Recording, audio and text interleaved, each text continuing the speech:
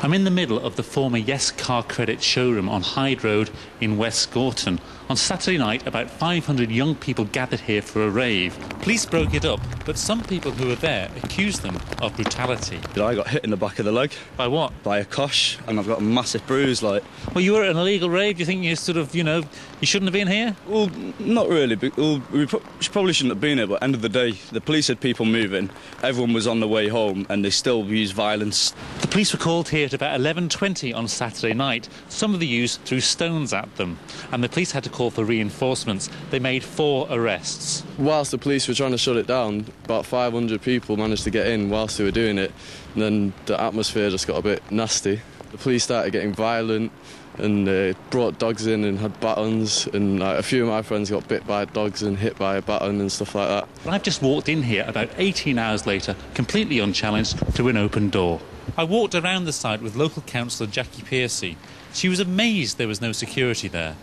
Astonished. I would have expected the building to have been secured, but there is a huge problem of unsecured properties all up and down Hyde Road and across East Manchester, where firms have disappeared and nobody seems to be taking responsibility for looking after the buildings.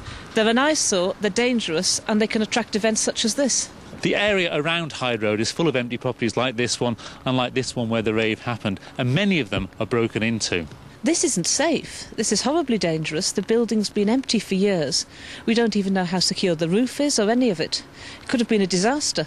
Well, the truth is that very few people actually live around here. So in some ways, this is quite a good place to have a rave because it doesn't disturb very many people. However, local people are worried about safety, and the police say they won't tolerate any more illegal parties here.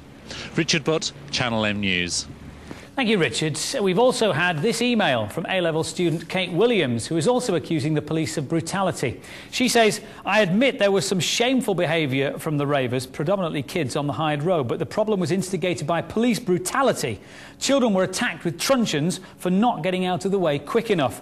The initial violence was not, as reported, a result of us throwing stones and missiles. Unfortunately, that did happen, but in retaliation to witnessing innocents trying to flee the scene, being either thrown to the ground or battered with truncheons."